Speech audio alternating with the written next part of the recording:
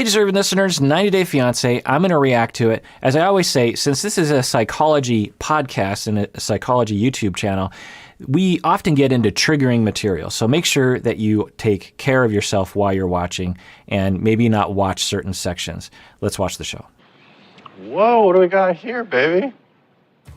I secretly found sushi from Mike's favorite sushi place. And I also got a bottle of champagne for him, which is great. Oh my God. So Mike has a favorite sushi place in Seattle.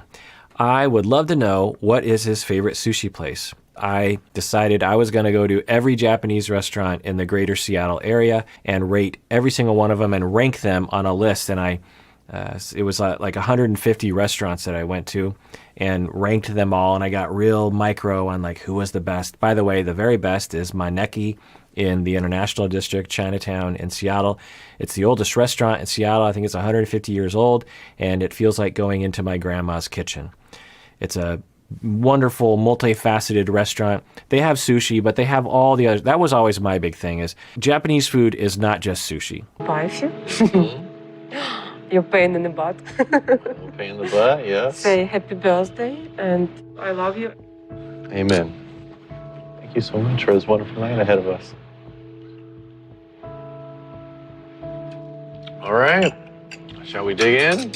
Starving like a Marvin. Wait, so I think this is kind of a big deal, right? The two of them are drinking alcohol together, which was a huge point of conflict for them early on.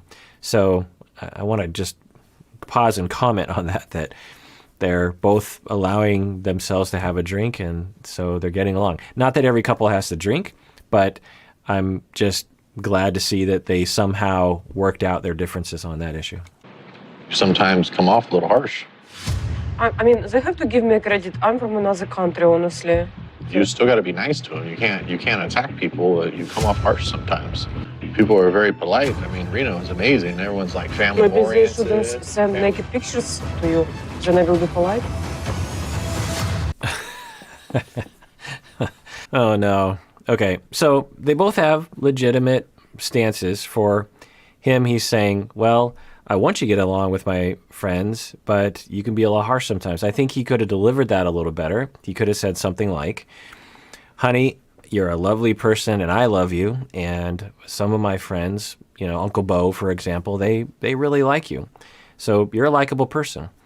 However, sometimes you get angry and you push people's buttons, and then you get off on the wrong foot with someone, and then you hate each other. And so I think that if you are nice and you don't get triggered, then I think things will go well. Now, let's, if you do meet my friends, let's make sure we check in a lot, because I think one of the reasons why you get triggered and why you will trigger them is because you feel insecure about our relationship. And so if anything happens with my friends, like they talk about something I did in the past, then make sure you check in with me so that we can get secure, so that you don't have to attack them for your feeling of worry that I'm going to leave you or something, because I'm definitely not going to leave you because we're married now, or something like that. So he could say something like that.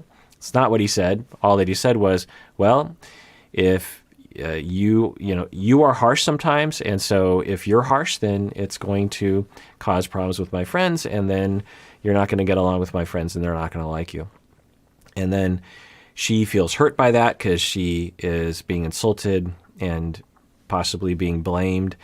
And then as her hurt gets transformed into anger, she transforms it into anger and then to hostility.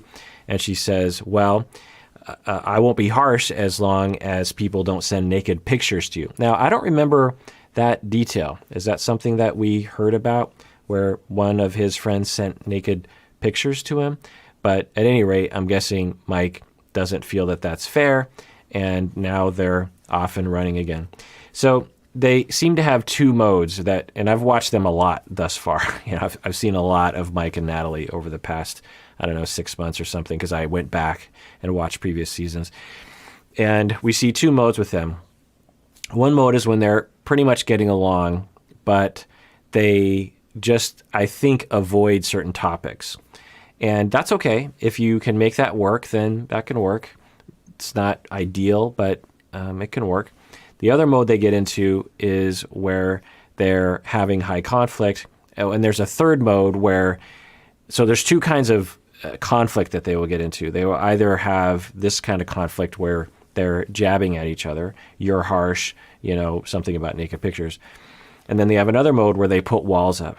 And so I'm worried that from this conflict, they're going to put walls up, and then we're going to see a whole season of them with walls and having difficulty talking about anything, which I think can be very frustrating as a viewer. Now, I'm sure it's extremely frustrating to be in a relationship like that, but I'll say for me, it was frustrating to watch. I just wanted them to talk, and I understood that they were worried about talking because they usually couldn't talk very effectively, and I would hope that they would go back to that couples therapist, Dave something or other from Squim, and I know that it's frustrating to the viewers because y'all will comment below. You'll just be like, so let's hope they don't go there. Let's hope that, I'd almost rather have them fighting than putting up the walls, honestly, because at least they're talking to each other and giving each other a chance. Hey, deserving listeners, as y'all know, I am constantly recommending that people go to therapy. We all need therapy from time to time. Well, one of the options available that is definitely worth checking out is BetterHelp. If you're looking for a therapist, I would give it a try by going to betterhelp.com/Kirk. Make sure you use the promo code Kirk because you get 10% off your first month, and it really helps us out. As you watch these videos, I know many of you have been motivated to find your own therapist, which is great because you deserve it. And I know also that it can be hard to find a good fit, find the right one for you. Well, one of the options available in terms of your shopping is to go to betterhelp.com/Kirk. I've been told you can start communicating with your therapist in under 24 hours. You can message your counselor at any time. Plus, you can schedule weekly video or phone sessions. I've also been told that it's often less expensive than in-person therapy, and you should know that this service is available to clients worldwide. So go to betterhelp.com/Kirk to get 10% off your first month today. People are very polite. I mean, Reno is amazing. Everyone's like family Maybe they oriented. shouldn't send naked pictures to you. Then I will be polite. I will not do any more jokes like that. Right, Natalie. You don't speak no more. Great dinner. I'll take off. All right, that was an interesting interaction. I will also say that it's possible that there is a cultural difference in the way that they communicate. I know that there's a cultural difference in the way that they communicate, but I don't know if it's at play right here. It could be, not only between the two of them, but between her and his friends. I don't know. Americans have a particular way of talking, and I'm guessing Ukrainians have a different way of talking. But we just saw something that was kind of interesting. He was saying, hey, you're harsh, and I think that hurt her feelings. Then that triggered something in her, and she came out strong and said, well, maybe you shouldn't be sending naked pictures to someone, which, like I said, I don't remember that being an issue specifically. Sounds like something that they've talked about before. And then he said he gets upset, and then she quickly changes her tone, I think, and says, maybe I shouldn't make jokes like that. Now, maybe it was a joke, and maybe she went too far with the joke. It kind of sounded like she was upset, and then she was like, oh crap, maybe I should just say that was a joke. And then he gets up and walks off. This isn't a good sign. I wish, this is my worry, is that the walls will go up. What he could have said is he could have stayed there and said, honey, what you just said, that's what I'm talking about, and that hurts me. Now, I've been hypothesizing that he has avoidant attachment style. I, of course, have no idea. It's completely speculative. But we use the show as a jumping off point to talk about issues that might help people, educate people on things.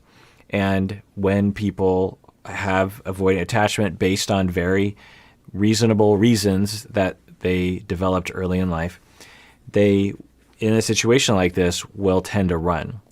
Because to have a conversation, even when the other person is in trouble, is to be vulnerable. That, for him to stay there and have a conversation with her, that would require him to talk about his feelings. That would require him to worry about being rejected in the moment. And so it's always the coping mechanism of run. Scary situation, too much vulnerability. I don't know what's happening, run. And the hope is the avoidant person is saying, one, I'm doing this to salvage the moment so that it doesn't escalate, but I'm also hoping that by me moving away, you will understand what I'm saying to you, and you will never do that again because that really hurt me. Now, of course, that isn't usually what the other person receives from that communication. All they receive is rejection, which of course can cause even more problems for Natalie and make her more insecure and more likely to say things that are harsh, according to Mike, and then we're in a vicious cycle. Michael said that he would like me to be not that aggressive towards his friends. And I asked him, could they please not send you naked pictures? And so did somebody send him a naked picture? Who was that? A girl from Nevada. He said she is his friend, but she kept sending him her boobs. Okay, so she's saying this with a smile, which I find a little interesting. So what would Mike say about this? I don't know. I suspect that if Mike were here, he'd say like, no, it was something like this. Or maybe he's embarrassed about this. Now, if someone, so hopefully we'll find out the details on this because there's a lot of variability here. If she knows that someone sent him pictures of breasts, naked breasts, then he must have shown them to her, which would mean that he doesn't have anything to hide, or I don't know. There's got to be a story there. And the fact that she's not upset at Mike about it means that Mike must have reassured her. I don't know. Maybe we'll find out some details here. Mike, what are you feeling right now? I'm gonna go home. Yeah, tired. It's obviously not gonna get any better for my birthday, so I'm gonna go home and have some drinks, take some shots, make the best of it. Okay, so I think we're kind of at a loss because we don't really know what this fight is based on. The pictures that were sent to him, what were all the other conversations that they had about this? Seems like they've probably had a number of them. But this doesn't bode well. And it seemed like they were getting along so well. And then, boom, one thing from her and he's gone. So that's not a good sign. I don't know why I managed to get optimistic about this couple, but let's return back to pessimism. All right, well, that does it for that episode. If you didn't know already, I have a cameo that I can wish people happy birthday or happy anniversary or congratulations. It's a fun thing that I do on a daily basis if you want. And everyone out there, please take care of yourself because you deserve it. You really, really do.